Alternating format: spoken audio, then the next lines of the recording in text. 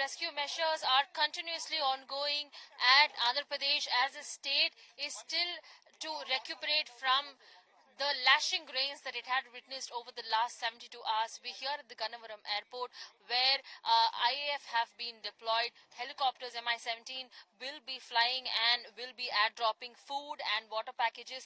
These are all the food and water packages that have been kept in stock. Water, biscuit packages, food, all of them have been set to ensure that people who are living in low-lying areas can be able to afford food and other necessary relief measures. Vijayawada, India Today.